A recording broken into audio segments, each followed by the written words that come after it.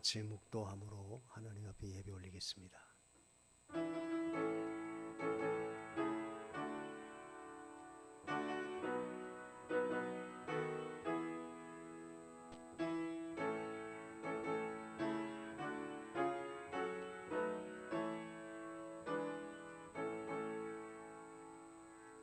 너희는 여호와를 영원히 의지하라. 주 여호와는 너희의 영원한 반석이심이로다. 고맙고 감사하신 하나님, 오늘도 거룩한 성일에 주 앞에 나와 찬양과 경배 올릴 수 있도록 믿음 주시고 또 인도하심을 진심으로 감사합니다.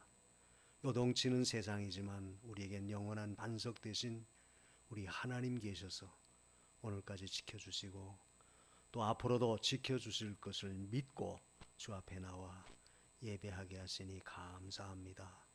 오늘 주시는 말씀이 우리 안에 양약이 되고 우리로 소망을 주게 두고 힘을 다하여 주를 경외하는 복된 시간이 되게 하옵소서.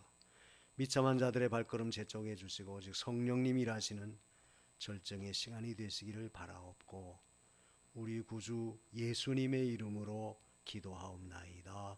아멘. 우리 다 일어나셔서 찬송가 28장 복의 근원 강림하사 28장 찬송하겠습니다.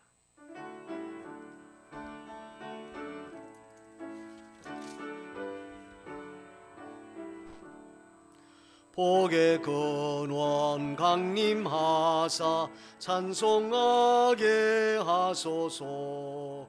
한량없이 자비하심 증량할 길 없도다. 천사들의 찬송가로 나를 가르치소서. 구속하신 그 사랑을 항상 찬송합니다. 주의 크신 도움 받아 이때까지 왔으니 이와 같이 천국에도 이르기를 바라네. 하나님의 품을 떠나 죄에 빠진 우리를 예수 구원하시려고 보혈을 흘려주셨네. 주의 귀한 은혜 받고 일생 빚진 자 되네. 주의 은혜 사슬 대사 나를 주께 매소서. 우리 마음은 연약하여 범죄하기 쉬우니 하나님이 받으시고 천국인을 치소서. 아멘.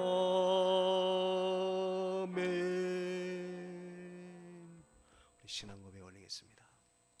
전능하사 천지를 만드신 하나님 아버지를 내가 믿사오며 그 외아들 우리 주 예수 그리스도를 믿사오니 이는 성령으로 잉태하사 동정녀 마리아에게 나시고 본디오 빌라도에게 고난을 받으사 십자가에 못 박혀 죽으시고 장사한 지 사흘 만에 죽은 자 가운데서 다시 살아나시며 하늘에 오르사 전능하신 하나님 우편에 앉아 계시다가 저리로서 산자와 죽은 자를 심판하러 오시리라. 성령을 믿사오며 거룩한 공회와 성도가 서로 교통하는 것과 죄를 사하여 주시는 것과 몸이 다시 사는 것과 영원히 사는 것을 믿사옵나이다. 아멘. 우리 십계명 교독하겠습니다. 십계명 교독합니다. 제1은 너는 나 외에는 다른 신들을 내게 있게 말지니라.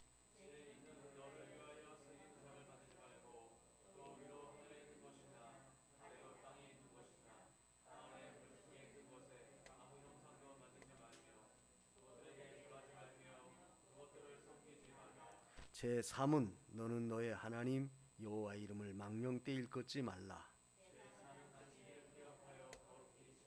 제5는 내 부모를 공경하라. 제7은 간음하지 말지니라. 제 구는 내 이웃에 대하여 거짓 증거하지 말지니라. 다 같이 예수께서 가라사대 내 마음을 다하고 목숨을 다하고 뜻을 다하여 주 너의 하나님을 사랑하라 하셨으니 이것이 크고 첫째 되는 계명이요 둘째는 그와 같으니 내 이웃을 내 몸과 같이 사랑하라 하셨으니 이 두 계명이 온 율법과 선지자의 강령이니라. 아멘. 439장 만세반석 열린 곳에 439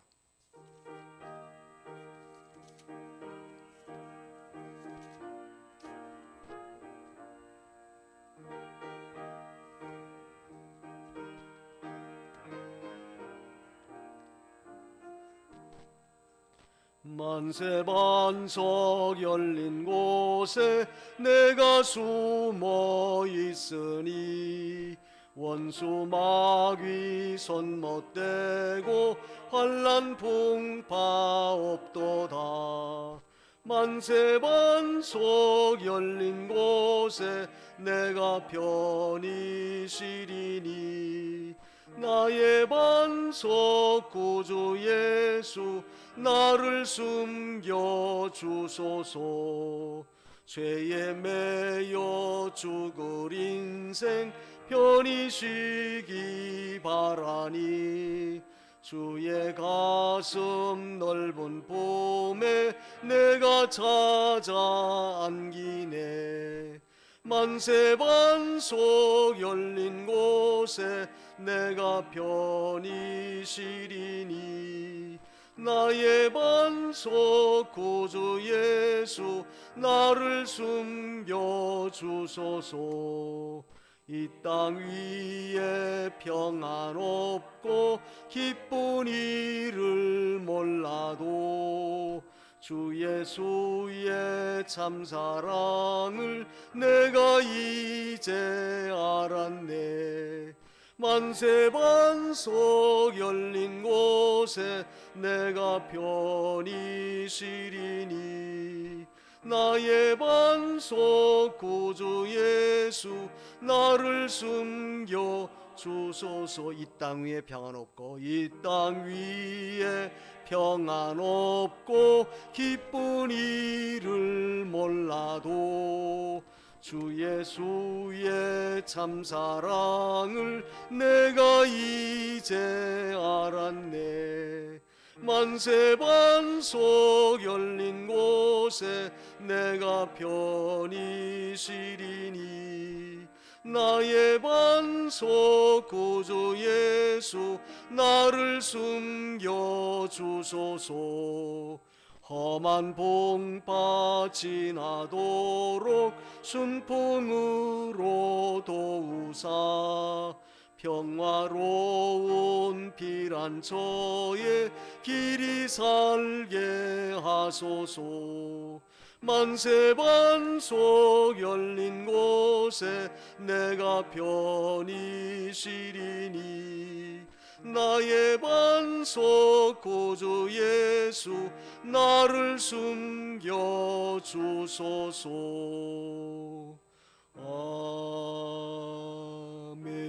아멘. 기도하겠습니다.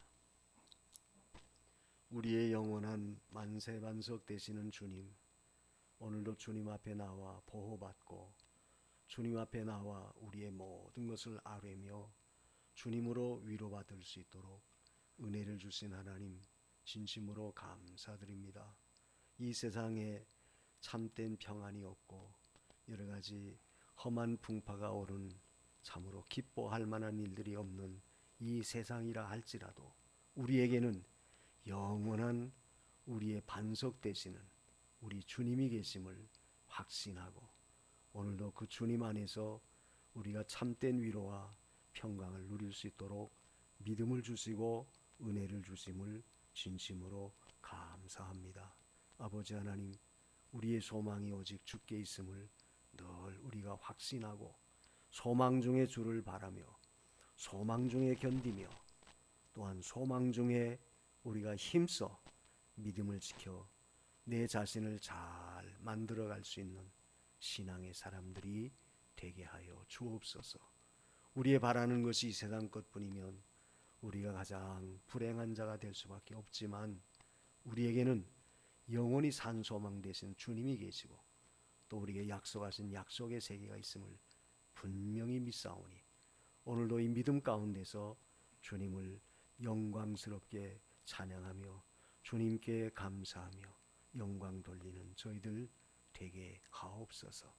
여러 가지 복잡한 모든 우리의 일상의 삶 속에서도 항상 우리가 감사하고 항상 우리가 주님 앞에 든든히 설 수 있음은 우리 하나님은 살아계셔서 지금도 우리의 모든 것을 주관하시는 절대자이심을 분명히 믿사오며 또 이 하나님께서 우리의 삶 속에 모든 것을 이루어 주심을 분명히 믿사오니 주여 이 소망 가운데 이 믿음 가운데 든든히 서가는 우리 모든 성도들이 되게 하옵시고 또 어떠한 어려움과 어떠한 형편에서도 우리의 신앙이 흔들리지 않도록 능력으로 붙들어 주시고 인도하여 주옵소서.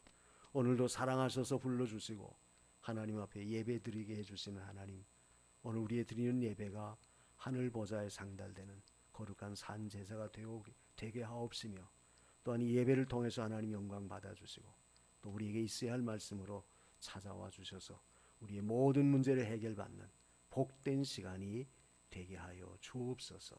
시종을 주님이 주관하시고 영광 받아주실 줄 믿사옵고 모든 말씀 우리 구주 예수님의 이름으로 기도하옵나이다. 아멘.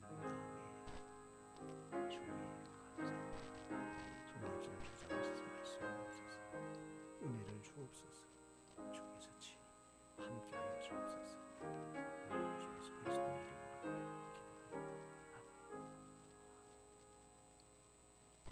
이사야서 26장 4절로 10절에 있는 말씀 봉독하겠습니다. 이사야 26장 4절로 10절. 너희는 여호와를 영원히 의뢰하라. 주 여호와는 영원한 반석이심이로다. 높은 데 거하는 자를 낮추시며 솟은 성을 헐어 땅에 엎으시되 진토에 미치게 하셨도다. 발이 그것을 밟으리니 곧 빈궁한 자의 발과 곤핍한 자의 걸음이리로다. 의인의 길은 정직하며 정직하신 주께서 의인의 첩경을 평탄케 하시도다. 여호와여, 주의 심판하시는 길에서 우리가 주를 기다려 싸우며 주의 이름 곧 주의 기념 이름을 우리 영혼이 사모하나이다. 밤에 내 영혼이 주를 사모하여 싸운즉 내 중심이 주를 간절히 구하오리니 이는 주께서 땅에서 심판하시는 때에 세계의 거민이 의를 배움이니이다. 악인은 은총을 입을지라도 의를 배우지 아니하며 정직한 땅에서 불의를 행하고 여호와의 위엄을 돌아보지 아니하는도다. 아멘. 10절까지.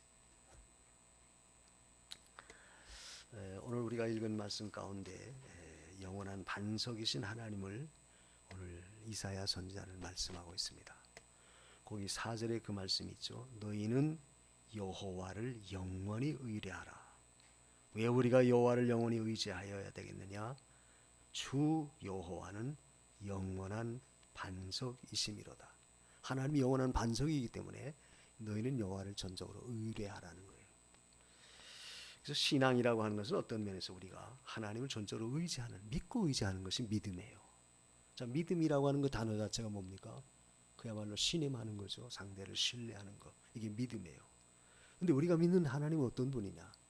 영원한 반석이신 하나님. 우리가 반석이라고 하는 것은 결국 요동치지 않는 것의 특징이죠. 절대로 꿈쩍도 안 하고 그래서 있는 곳에 끝까지 견디고 남아있는 것이 반석이에요. 근데 하나님을 반석으로 비유하셨어요.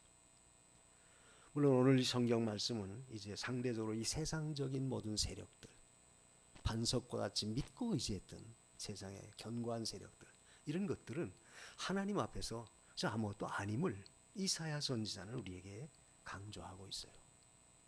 그러니까 세상에는 뭐 산과 같이 높은 세력들, 굉장한 위험이 있는 그런 엄청난 세력들이 많이 있지만, 그러나 그런 것은 우리에겐 영원한 반석이 될 수 없다. 반석이라고 하는 것도 어떻습니까? 어떤 세월이 흘러갈수록 자연히 비바람 속에 그 모든 풍화작용이 돼서 다 바위가 녹아지고 모래가 되고 깨져나가고, 또 예를 들어서 여름같이 개발할 때는 뭐 한번 개발해버리면 그 지역이 완전히 달라지잖아요. 그 반석은 결국 이 세상적인 이 물리적인 힘의 세력은 결국 오래가지 못하고 견고해질 수가 없어요.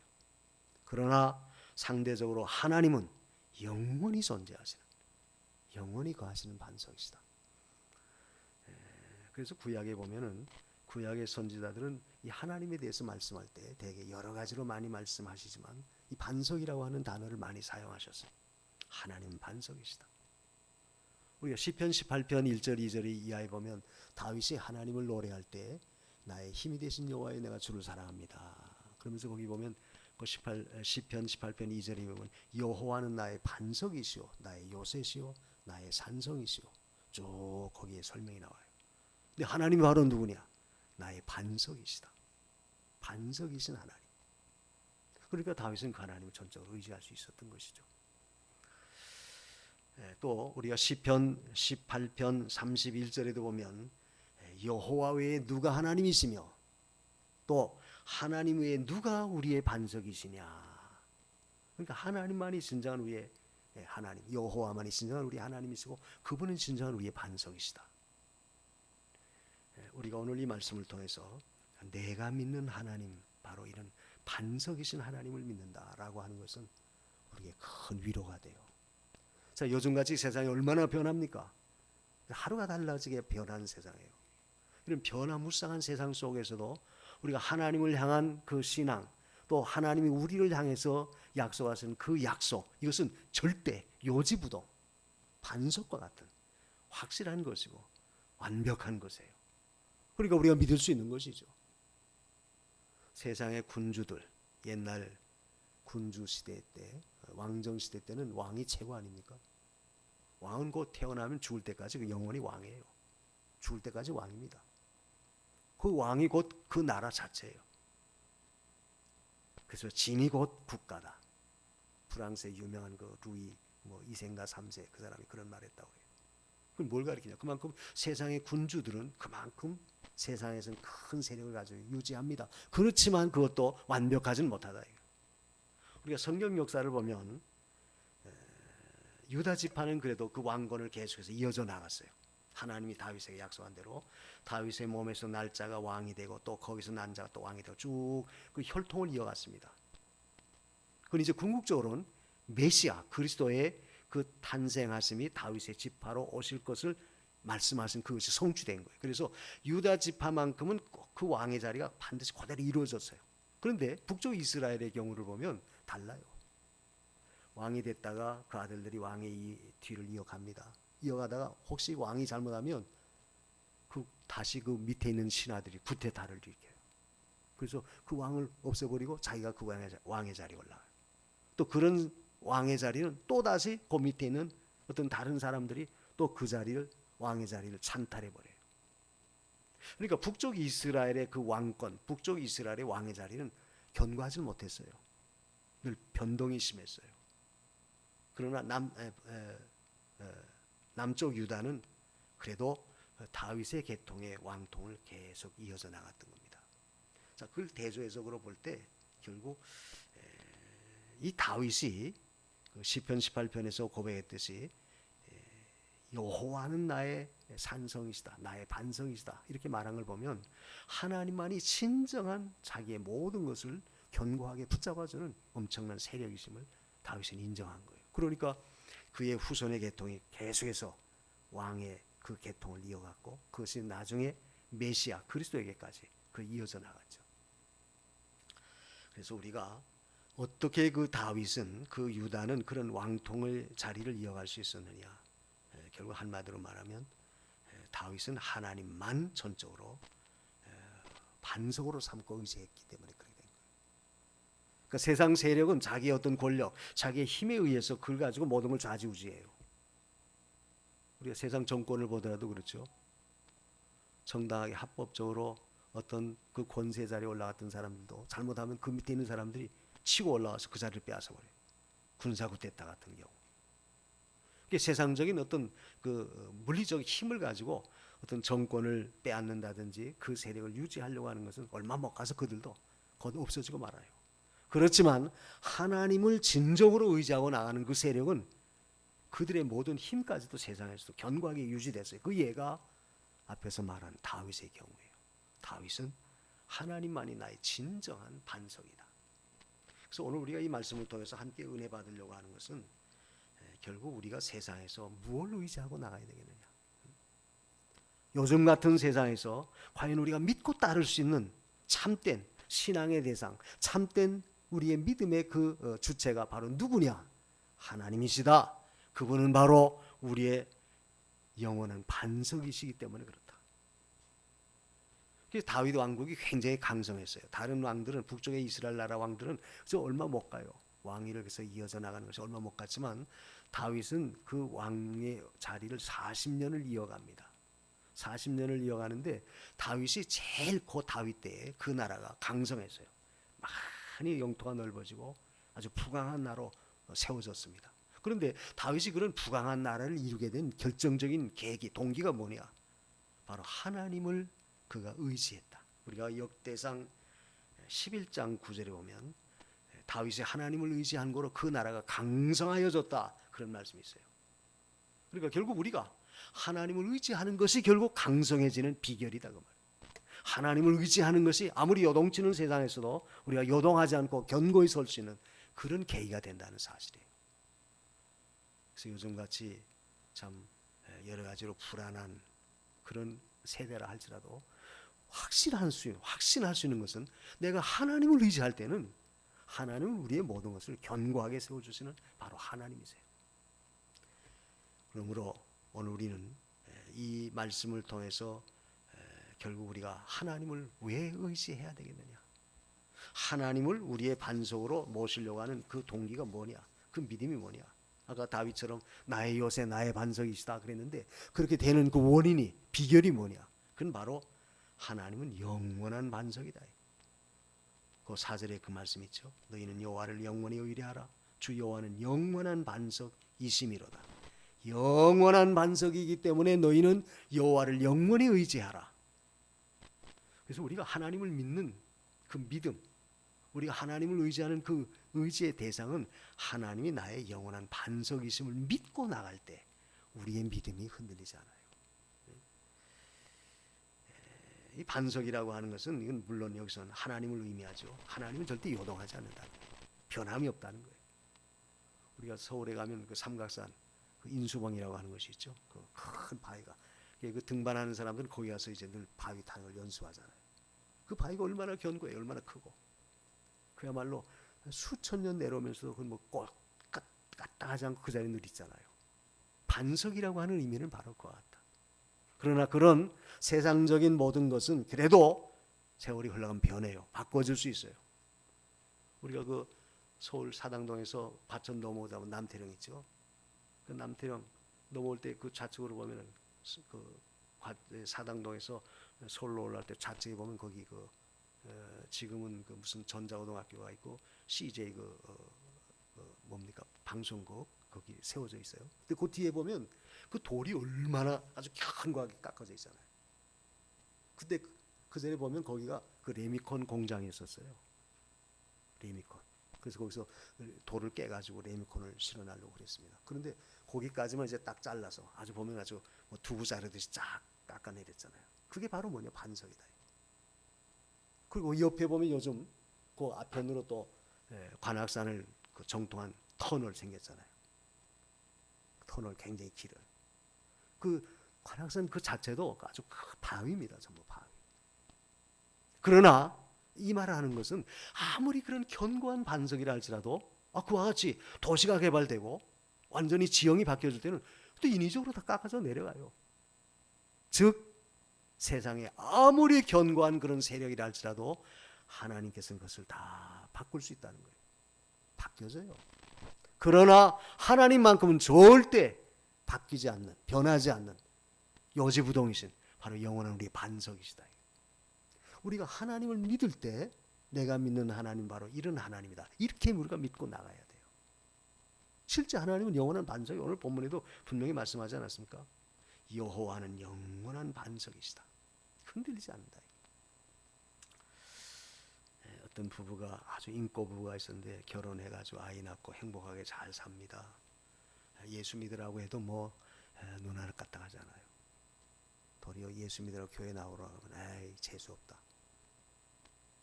근데 그렇게 인고 부부가 아주 아름답게 참 행복하게 살았던 집안에 결혼한 지 31년 만에 그 남편이 갑자기 그저 돌연사로 죽어요. 왜 죽었느냐? 심장마비로 죽은 거예요. 그러니까 그 부인이 엄청나게 그 남편과 그저 반석으로 믿고 참 의지하고 살았는데 갑자기 자기 남편이 갑자기 그저 뭐 시름시름 앓은 것도 아니고 갑자기 저 돌연사가 돼요. 그러니까 그만 너무 충격이 커가지고 그만 이 여자도 자기 남편 뒤따라서 가겠다고 수면제를 먹고 자살을 기도해요. 그런데 가족들이 그걸 발견하고 병원에 가서 응급처치해서 목숨은 건져요. 병원에 입원했을 때 전도를 갔습니다. 예수 믿으라. 그때 그 사람이 예수를 영접해요. 남편과 같이 100년 해로하겠다. 이제까지 행복하게 잘 살아왔는데 갑자기 자기 남편이 세상 떠나니까 믿을 수 있었던 반석 같은 세력이 없어지니까 그야말로 자기도 살 희망이 없었던 거예요. 근데 예수 영접하고 믿고 나서부터는 그 마음속에 참된 위로와 평강이 온 거예요. 내가 남편을 반석으로 삼았던 것이 참 어리석었구나. 왜? 우리가 생명수완을 우리 마음대로 합니까? 우리가 주장하지 못하잖아요. 하나님이 하시는 건데. 근데 우리는 그죠? 서로 의지하고 나갔다. 자, 그걸 보면 우리가 하나님으로 반석을 삼지 않는 한 세상의 어떠한 세력도 다 보잘것없어요. 이사야 그 2장 마지막 절에 너희는 인생을 의지하지 말라 그랬죠. 왜? 수에 칠 가치조차도 없다. 우리 인간의 목숨이라고 하는 것은 수에 칠 가치도 없어요. 언제 어떻게 돌변할지 몰라요. 이 말은 결국 우리가 믿었던 그 내 남편, 내 아내, 내 부모도 언제 어떻게 될지 모른다. 세상 권력은 더 말할 거 없죠. 자기 어떤 무력을 가지고 자기 권력을 빼앗아요. 그렇다고 해서 그것을 장구하게 가져갑니까? 아닙니다. 얼마 못 가서 그 자리에 내려놔야 돼. 내려놓으면 어떻게 돼요? 도리어 자기가 죄인이 돼가지고 감옥에 가야 돼요. 우리가 세상에서 보는 일들이 너무 많잖아요. 그것은 단적으로 말하면 결국 세상의 어떠한 세력도 어떠한 힘도 우리의 절대적인 반석 역할을 할 수 없다는 거예요. 그런데 하나님만이 우리의 영원한 반석이시다. 그러니까 이 말은 결국 변하지 않는 우리에게 확고부동한 우리의 모든 것을 다 책임져 주실 수 있는 바로 그분이 만세 반석 되신 하나님이시다. 그래서 우리가 그런 하나님을 믿고 우리가 나가야 돼요. 그렇다면 설령 우리의 삶 속에 어떤 풍파가 온다 할지라도 어떤 문제가 온다 할지라도 절대 우리가 무너지지 않아요. 우리가 이사야 40장 7절과 8절에도 그랬죠. 모든 인생은 다 풀이요 그의 영광은 풀의 꽃과 같다. 바람이 불면 풀은 시들게 돼 있다. 꽃은 떨어지게끔 돼 있다. 이것은 곧 우리 인간이 그와 같다는 거예요. 아무리 영화가 극에 달하고 아무리 세력이 굉장히 굉장한 세력을 가져 있다 할지라도 언제 어떻게 그것이 다 돌변할지 어떻게 바뀌어질지 우리는 장담 못해요. 그러니까 우리는 세상에 어떠한 것도 우리의 반석이 될 수 없다 그 말이죠. 마태 7장 24절 25절에 보면 거기 집 짓는 비유가 나오잖아요. 너희가 집을 짓되 반석 위에 세워라. 반석 위에 집을 지면 바람이 불고 창수가 나고 비바람이 와도 절대 무너지지 않는다. 그러나 모래 위에 세우면 바람이 불고 비바람이 오고 창수가 나면 쉽게 무너져 버린다. 거기 반석 위에 세워진 그 집은 곧 뭐예요? 하나님 위에 하나님을 내가 전적으로 좀 의지하고 하나님을 기반으로 해서 내가 세워진 그 믿음의 역사는 절대 무너지지 않는다. 신앙이라고 하는 것은 언제나 하나님을 전적으로 의지하는 데서 우리가 신앙이 이루어지는데 그 신앙도 어떤 하나님? 바로 영원한 반석이신 하나님으로 믿고 의지하라는 거예요. 그래서 우리가 세상에서 기대하는 것은 이와 같이 우리에게 기대를 다 이루어 줄 수가 없어요. 요즘 이 코로나 때문에 많은 기업들이 어렵죠. 그러나 또 이런 가운데 또 잘 되는 기업들도 있잖아요. 배달하는 기업. 근데 요즘 또 코로나가 이제 방역이 완화가 돼가지고 사람들이 자유롭게 가서 식당도 가고 자유롭게 다니니까 이제 반대로 그 배달하는 사람들이 점점 더 어렵다는 거예요. 그래서 그 오토바이 그 배달을 하는 사람들이 많아졌다가 이제는 오토바이를 팔고 그런다는 거예요. 자, 우리가 세상 사는 그 모든 형편을 보더라도 어느 한 것이 완전한 우리의 믿고 의지할 수 있는 대상이 될 수 없다는 거예요. 언제 어떻게 상황이 바뀌어질지, 언제 어떻게 그것이 도리어 우리에게 또 해가 될지 그러나 장담을 못해요. 그러나 우리 하나님만큼은 절대로 우리의 영원한 반석이 되셔서 우리의 모든 것을 책임져 주시는 분입니다. 이런 하나님으로 우리가 믿고 의지해야 돼요. 그렇다면 설령 우리가 어떤 풍파를 만나도 이런 같이 어떤 어려움을 만나도 하나님은 내 모든 걸 책임져 주시는 분이다. 하나님은 나의 든든한 반석이시다. 전적 의지하고 나가니까 우리가 그런 가운데서도 도리어 소망이 있고 도리어 그런 가운데서도 다시 희망을 가질 수 있어요. 일어설 수 있다고 말해요.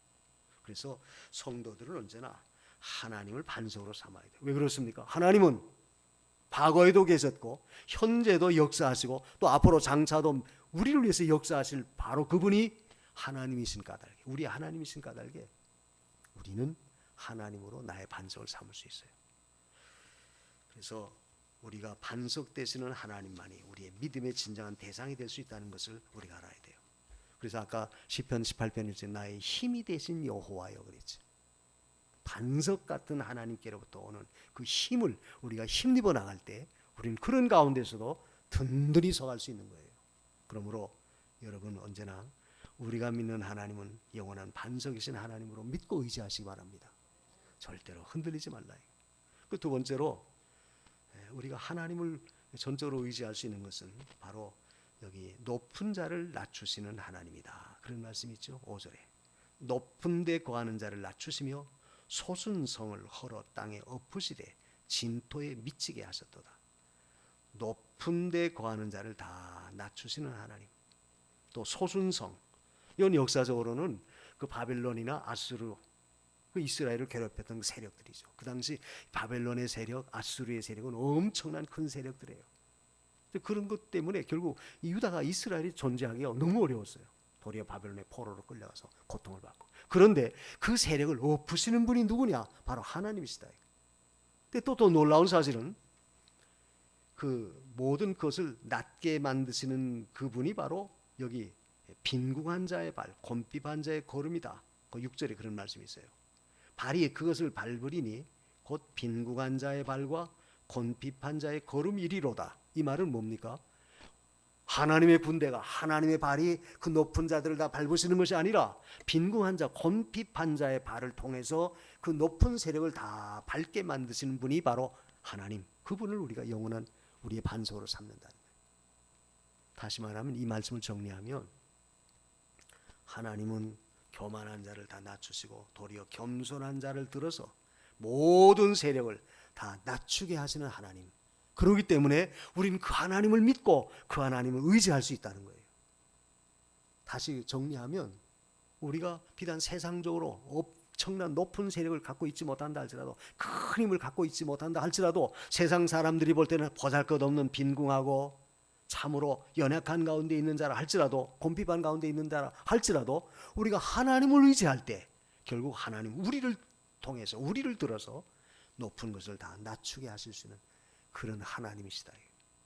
그런 하나님. 그러니까 우리가 아무리 세상 사람들이 보기에 연약해 보여도 내가 하나님을 의지하고 겸손한 가운데 나갈 때는 도리어 우리를 들어서 더 세상의 높은 세력을 부끄럽게 만드시는 그런 하나님이에요. 그렇기 때문에 그런 하나님을 우리가 의지하고 나갈 수 있다는 거예요. 이 교만이라고 하는 것은 성경에 늘 하나님 말씀하시죠. 교만한 자는 내가 대적한다. 교만한 자는 내가 물리친다. 교만은 패망의 선봉이다. 교만한 자는 내가 미워한다. 늘 성경이 강조하는 것은 교만한 것은 하나님 다 낮추겠다는 거예요. 왜 그렇습니까? 하나님이 높으신 분인데 자기가 하나님 자리에 올라가서 높은 자리에 올라가니까 하나님이 그들을 좋아할 리가 없죠. 교만은 반드시 하나님이 미워하시는 거예요. 하나님 낮춰요. 겸손한 자는 반대로 자기를 낮추는 자 아닙니까? 자기를 낮춘다는 것은 결국 전적으로 하나님을 신뢰하고 의지하는 자예요. 이 교만이 무슨 교만이냐?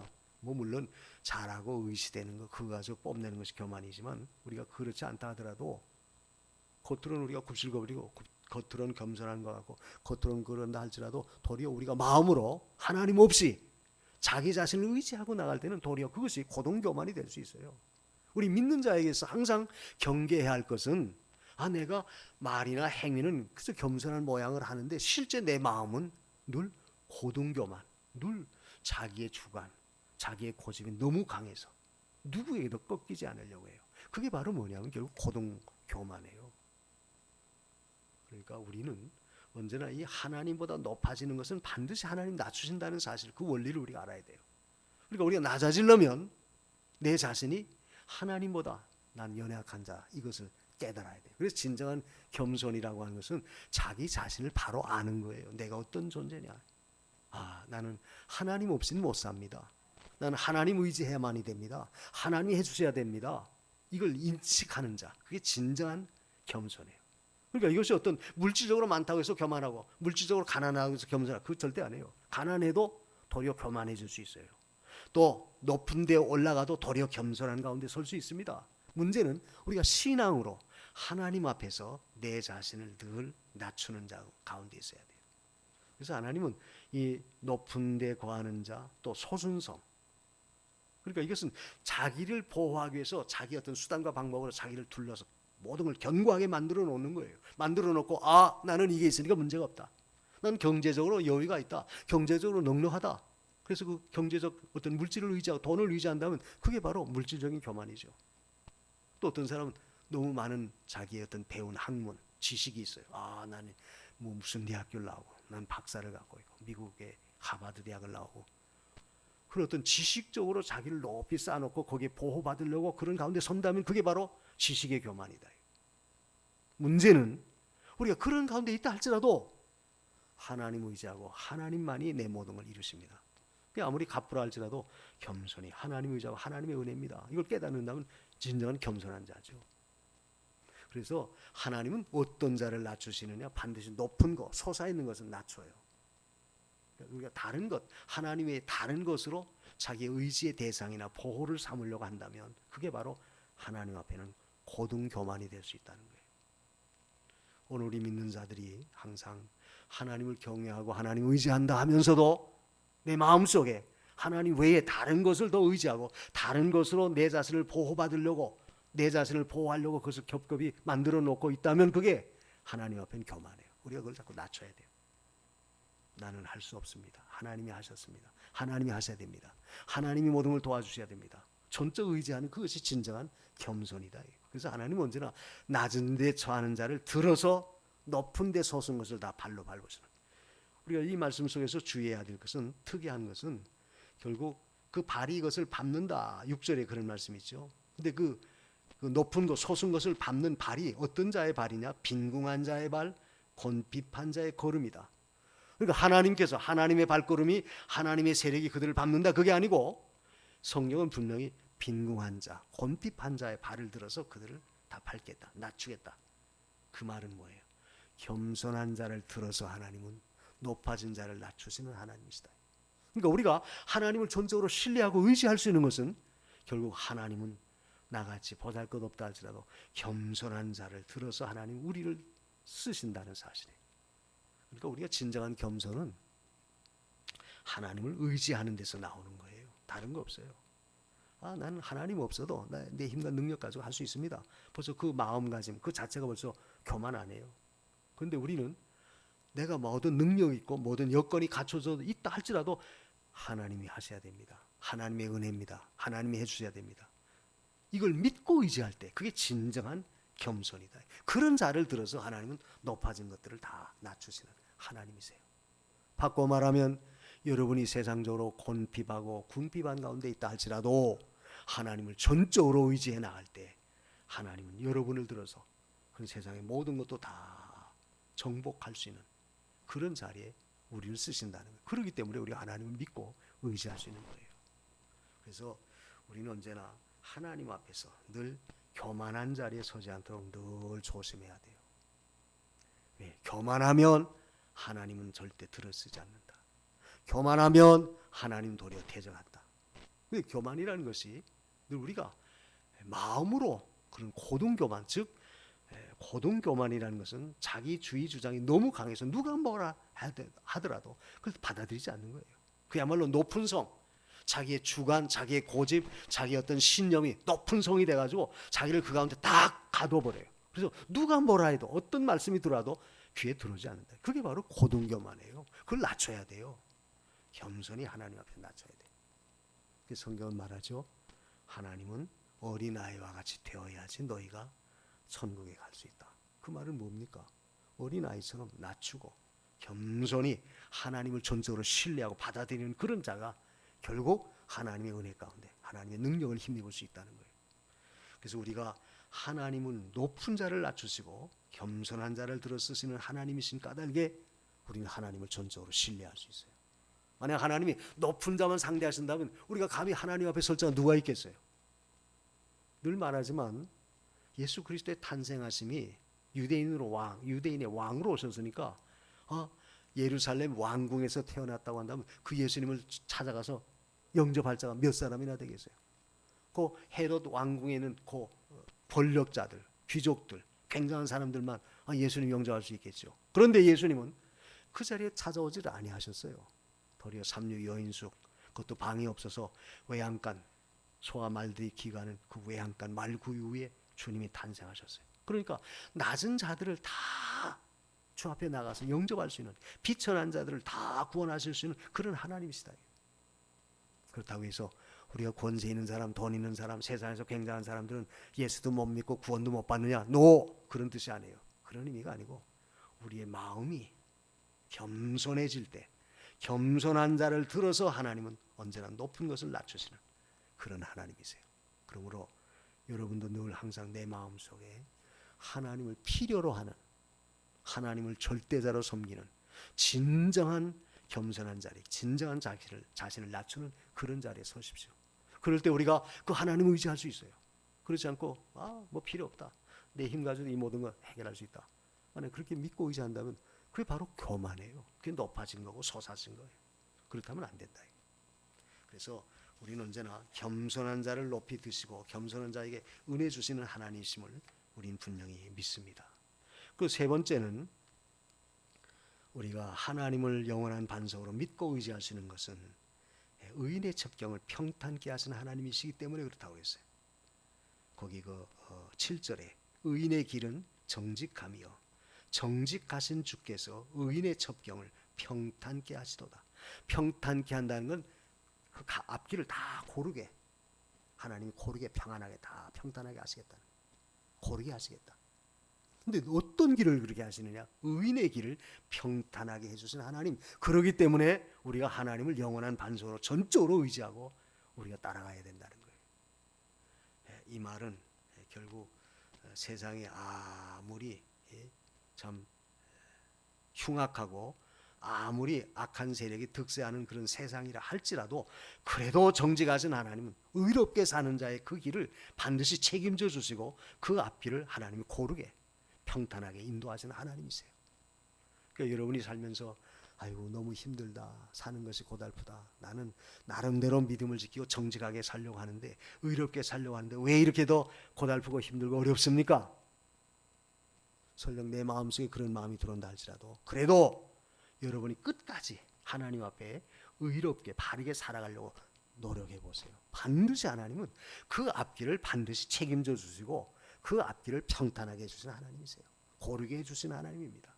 그러니까 우리의 나가는 앞길에 여러 가지 장애물이 있고 많은 대적이 있다 할지라도 내가 믿음으로 살면, 하나님을 전적으로 신뢰하고 믿음으로 나가면 하나님은 우리의 앞길을 반드시 책임져 주신다는 사실을 믿으십시오. 내가 여지까지 예수 믿어도 이거 되는 게 없어, 교회 다니면서 나가 나름대로 열심히 했는데도 뭐 하나 이루어진 게 없어, 그것 때문에 절대 실족하지 말라요. 그것 때문에 우리가 가던 길을 다른 길로 돌이켜서 어그러진 길로 가지 말라요. 의인의 길은 반드시 어떠한 경우에도 하나님이 책임져 줘요. 믿음 지킨 것에 대해서는, 하나님을 의지하고 내가 신앙으로 나가는 그 길에 대해서는 하나님은 반드시 우리의 모든 길을 고르게 평탄하게 해주신 하나님입니다. 이런 하나님으로 믿고 우리가 어떠한 경우에도 흔들려서는 안 돼요. 그래서 우리가 하나님의 축복을 받길 원한다면, 그래서 우리는 언제나 다른 방법이 없어요. 저 의인의 첩경, 의인의 길에 서라. 의인의 길. 의인의 길이 곧 뭐겠습니까? 우리가 하나님 말씀을 쫓아서 믿음으로 바르게 해나가는 거죠. 믿음으로 사는 거예요. 믿음으로 살면 하나님은 반드시 책임져 주십니다.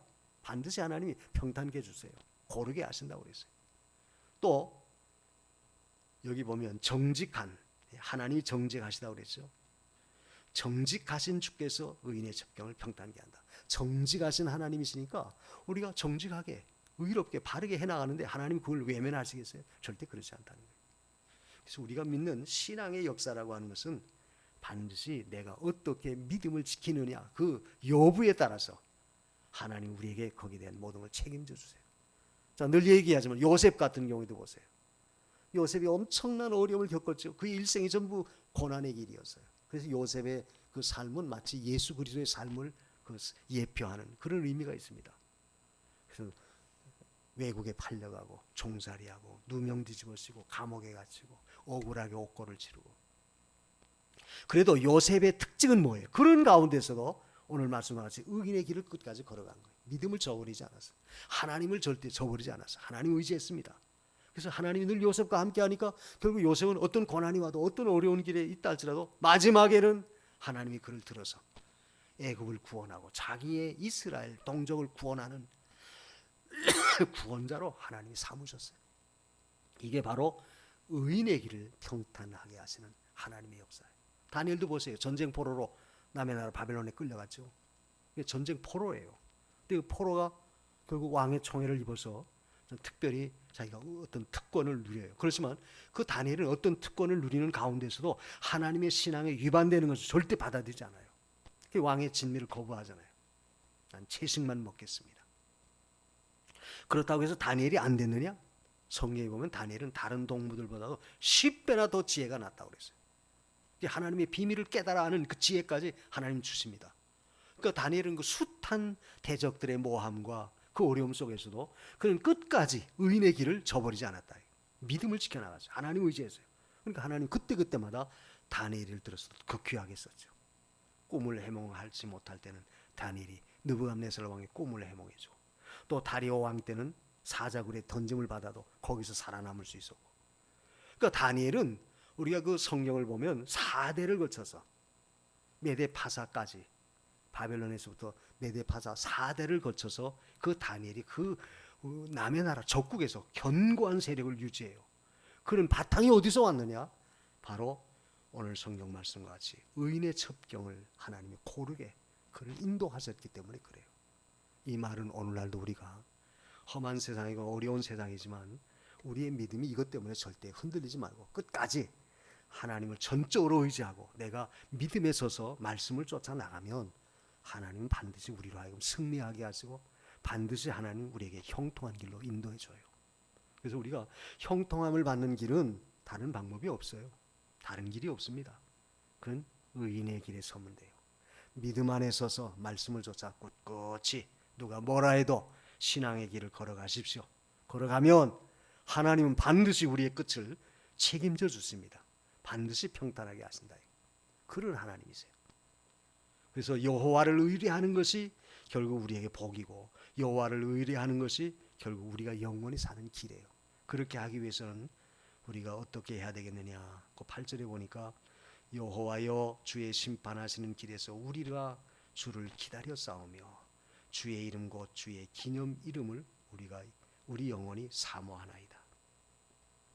심판하시는 길에서 우리가 주를 기다렸다 하는 걸 보면, 그 심판하시는 길이라고 하는 것은 하나님께서 이스라엘 백성 잘못할 때 유다를 하나님 징치하셨죠. 심판하셨죠. 바벨론을 들어서 그들을 심판하셨어요. 그래서 유다가 엄청난 어려움 겪었잖아요. 근데 그런 가운데서 유다 이스라엘 백성들이 한 것은 뭐냐? 그런 가운데서 주를 기다렸어요. 주를 사모했어요. 주를 기다렸습니다. 이게 곧 뭡니까? 결국 우리가 설령 가다가 때로는 참 원하지 않는 어떤 그 심판, 징계를 당한 경우도 없잖아 있을 수 있어요. 아주 엄청난 어려움을 겪는 그런 가운데 우리가 처할 수도 있습니다. 그래도 그런 가운데서 우리가 해야 할 일은 뭐냐? 오늘 성경 말씀과 같이 주님을 우리가 기다리는 거예요. 사모하고 기다려야 돼요. 하나님을 기다리라 하는 것은 결국 하나님의 구원하심을 믿고 의지하라는 거예요. 끝까지. 하나님이 책임져 주신다. 하나님이 해결해 주신다. 하나님이 반드시 우리와 함께한다. 이런 믿음을 갖고 끝까지 하나님을 기다리는 그런 자리에 서야 돼요. 그래야만이 우리가 반석이신 하나님을 의지할 수 있어요. 그렇지 못하고 하나님을 기다리지 못하면 쉽게 우리가 곁길로 나갈 수밖에 없어요. 성도는 항상 어떠한 어려운 환경이 온다 할지라도 하나님을 향한 그 간절함과 기다림을 우리가 놓쳐서는 안 돼요. 절대 하나님 기다리는 것을 늦추지 마세요. 그리고 두 번째는 거기 보면 사모하여 싸우니 9절에 그런 말씀이 있죠. 밤에 내 영혼이 주를 사모하여 싸운즉. 밤에 내 영혼이 주를 사모했다. 밤이라고 하는 것은 환난을 의미해요. 성경에서. 그러니까 어려운 가운데 처했을 때 우리 성도들이 해야 할 것은 주님을 간절히 사모해라. 그러니까 여러분이 어떤 어려움을 당할 때일수록 주님을 사모하는 그 중심, 그 마음은 절대 약해지지 마십시오. 끝까지 주님을 사모하세요. 기다리고 견디고 그리고 늘 주를 사모하는 주님의 구원하심, 도우심을 우리가 늘 사모하는 거예요. 사모해야 돼요. 그 세 번째는 거기 9절 하반절에 내 중심이 주를 간절히 구하오리니 이는 주께서 땅에서 심판하신 때에 내가 주의 중심, 내가 주를 간절히 구했다. 이 말은 뭐겠습니까? 우리가 하나님 앞에 구하는 거죠. 그러니까 기다려야 되고 사모해야 되고 그런 가운데서도 주님을 향해서 우리가 간절히 구하라. 기도해라 그 말이에요. 간절히 기도해라. 그러니까 성도가 하나님을 의지하는 데 있어서 필연적인 그 요소는 우리가 어떤 형편과 처지에 있다 할지라도 주님을 기다리는 것 견뎌야 돼요. 예. 그리고 늘 사모해야 돼요. 하나님 언제까지 이렇게 하시겠습니까? 우리가 시편에 보면 유다 백성들이 바벨론에 70년 포로 생활할 때 그들은 늘 강변에 나와가지고 늘 주님을 기다렸어요. 하나님 언제까지 우리를 이렇게 적의 손에 붙여서 이렇게 포로 생활, 노예 생활하게 만드십니까? 언제까지 내버려 두겠어요? 언제까지 하나님 그냥 두시겠습니까? 늘 구했어요. 사모했어요. 그러니까 하나님이 70년이라고 하는 수완이 차니까 바벨론을 멸하시고 거기서 유다를 해방시켰죠. 자, 그걸 보더라도 하나님의 역사하심은 언제나 기다리는 자에게 반드시 그 결과를 가져다 주고 사모하는 자에게 그만큼 좋은 걸 채워주시고 그리고 구하는 자에게 반드시 구한 것을 이루어 주시는 우리 하나님이십니다. 그렇기 때문에 그 하나님을 우리가 의지할 수 있는 거예요. 그러므로 오늘 우리는 세상에서 의지할 수 있는 것이 아무리 많다 할지라도 오늘 말씀하지 굉장한 견고한 세력 또 높은 소순성 자기를 위해서 견고하게 모든 걸 준비해 놓고 철저하게 방비해 놨다 할지라도 하나님 없이 이루어진 것은 그건 언제 무너질지 그건 시간 문제예요. 그러나 우리가 빈궁하고 빈핍한 가운데 있다 할지라도 겸손히 주를 의지하고 그리고 주를 사모하는 자는 반드시 우리의 앞길을 평탄하게 하시고 우리의 길을 책임져 주신다는 사실을 믿으십시오. 그래서 험한 세상에서 우리의 신앙이 요동하지 않도록 반석이신 하나님을 믿는 것, 이게 바로 우리가 가져야 할 신앙의 자세예요. 우리 하나님은 반석이신 하나님이다. 그런 하나님을 믿고 언제나 어떤 가운데서도 요동치 않는 믿음을 가지시는 저와 여러분 되시기를 주님의 이름으로 축원합니다. 우리 기도하십시다. 오늘 성경 말씀을 우리 마음에 새기면서 요즘같이 변화무쌍한 늘 이런 세상이지만 그러나 내가 믿는 하나님은 영원히 요동하지 않은 반석이시다.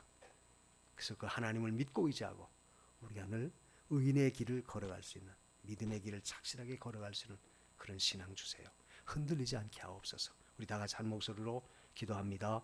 고마우신 하나님 감사합니다. 오늘도 주의 이름으로 모여 하나님께 영광 돌리고 하나님 말씀 우리에게 교훈해 주심을 감사합니다. 변화무쌍한 아버지에 의한 세상 속에서도 내가 믿는 하나님은 영원히 흔들리지 않는 견고한 우리의 반석이시고 요새시고 우리의 산성이심을 믿습니다. 주여 이 믿음 안에서 우리가 밤을 만난다 할지라도 때로는 심판을 당한다 할지라도 요동치 않게 해주시고 그 가운데서 주를 기다리고 주님을 사모하고 주님께 구할 수 있는 우리의 신앙이 되게 하옵소서. 하나님께서는 끝까지 견디는 자에게 책임져 주시고 주님을 사모하는 자에게 좋은 것으로 채워주심을 분명히 믿습니다. 이런 소망과 믿음 안에서 우리 자신이 굳게 설 수 있도록 도와주옵소서. 은혜를 베풀어 주옵소서. 우리 구주 예수 그리스도 이름으로 기도합니다. 아멘. 고마우신 하나님, 우리가 믿는 하나님은 영원히 요동치 아니하는 영원한 반석이신 하나님을 분명히 믿습니다. 다윗의 신앙 고백같이 나의 반석, 나의 요새, 나의 산성, 나의 구원의 뿔, 나의 피난처 되심을 확신하고, 이런 가운데서도 우리의 신앙이 흔들리지 않고 항상 주를 전적으로 신뢰하고 의지하며 주님을 쫓아갈 수 있는 그런 믿음 항상 주옵소서. 옳은 길을 걸어가는 자 의인의 첩경을 반드시 평탄하게 하시는 하나님이심을 또한 믿습니다. 우리가 신앙으로 나갈 때 결국 하나님은 우리 앞길도 형통하게 인도하시며 결국 우리의 모든 걸 책임져 주시는 절대자이심을 분명히 믿사오니, 이런 믿음 갖고 늘 주를 바라고 기다리고 그리고 하나님 앞에 깨어 기도할 수 있는 우리의 신앙이 되게 하여 주옵소서. 우리 구주 예수님의 이름으로 기도하옵나이다. 아멘. 찬송가 539장 이 몸의 소망 무인가 539장입니다.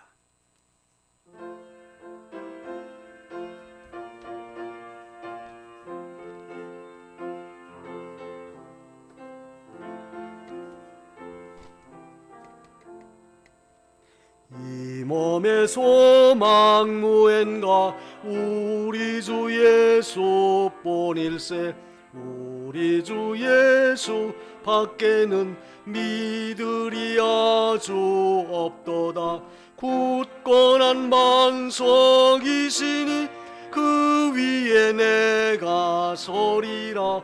그 위에 내가 서리라. 무섭게 바람 부는 밤 물결이 높이 설렐 때 우리 주 크신 은혜에 소망에 닿을 줄이라. 굳건한 반석이시니 그 위에 내가 서리라. 그 위에 내가 서리라. 세상에 믿던 모든 것 끊어질 그날 되어도 구주의 언약 믿사와 내 소망 더욱 크리라. 굳건한 반석이시니 그 위에 내가 서리라. 그 위에 내가 서리라. 바라던 천국 올라가 하나님 전에 배울 때 구주의 의를 힘입어 어여시 앞에 서리라. 굳건한 반석이시니 그 위에 내가 서리라. 그 위에 내가 서리라. 고마우신 하나님, 오늘도 받은 바 은혜 감사해서 주 앞에 믿음으로 주신 예물 드리오니 받으시고 하늘의 신령한 것으로 땅에 기름진 것으로 복을 내려 주옵소서. 우리의 삶이 윤택하게 하시고 우리의 영과 육이 날마다 강건하도록 주의 은총이 늘 함께 하시기를 간절히 바라옵고 우리 구주 예수님의 이름으로 기도하옵나이다. 아멘. 우리 서로 옆에 보내고 인사하십시다. 평안하셨습니까? 안녕하셨습니까? 네. 오늘 우리 저 뒤에 처음 뵙는 우리 교우들이 계시는데 우리 미니 어머니하고 어머니 언니, 예, 우리 반주자 어머니하고 언니가 오셨어요. 우리 환영하십시다. 예. 감사합니다. 아이고 반갑습니다. 이렇게 멀리까지 와주셔서 고맙습니다. 우리 미니가 얼마나 아주 열심히 반주를 잘하는지 너무 고마워요. 감사해요. 오늘 이렇게 보니까 여러분들이 또 몇 분 못 나오신 분들이 많은데 우리가 이런 때일수록 절대 우리 믿음이 약해져서는 안 돼요. 신앙이 흔들려서는 절대 안 됩니다. 신앙이라고 하는 것은 사실 이런 어려움이 올 때도 믿음이 견고해지는 법이에요. 오늘 말씀처럼 우리가 하나님을 전적으로 의지해야 되겠습니다. 2시 예배 우리가 계속 드리고 있습니다. 교회에서 또 우리가 식사를 제공하니까 잡수시고 2시 예배 참여해 주시고, 또 과천에서 오시는 분들은 우리 과천 성전 앞에서 1시 40분에 차가 출발하니까 과천에서 오시는 분들은 1시 40분까지 오시면 참여하실 수 있습니다. 그리고 다음 주일, 넷째 주일은 우리 과천 성전에서 드립니다. 첫째와 셋째만 여기서 드리고 둘째, 넷째, 다섯째 나머지 주일은 전부 과천에서 드려요. 차가 없도록 해주시기 바라고. 그리고 우리 예배 후에 청장년부 원래회가 우리 교육관에서 갖겠습니다. 그리고 여전도회는 다음 주에 있습니다. 여전도회가 바뀌었으니까 차가 없도록 그렇게 하시기 바랍니다. 자, 우리 이제 다 일어나셔서 3장 찬송 부르고 예배 마치겠습니다.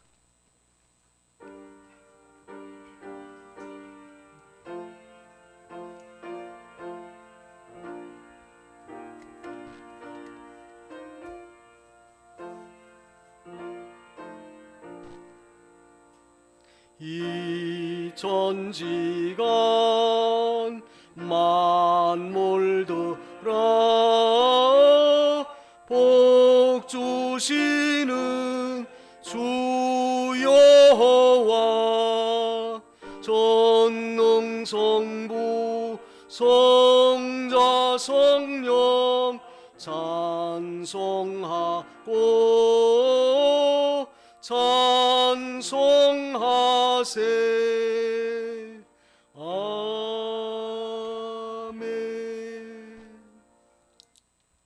이제는 우리 구주 예수 그리스도의 은혜와 하나님 아버지의 무한하신 사랑하심과 성령님의 감화, 감동, 교통하시는 역사가 여호와로 나의 영원한 반석을 삼고 전적으로 의지하고 나가기를 굳게 결심하는 사랑하는 모든 성도들 머리 위에와 저들 가정과 저들의 생업 위에 이제로부터 영원토록 함께 있을지어다. 아멘.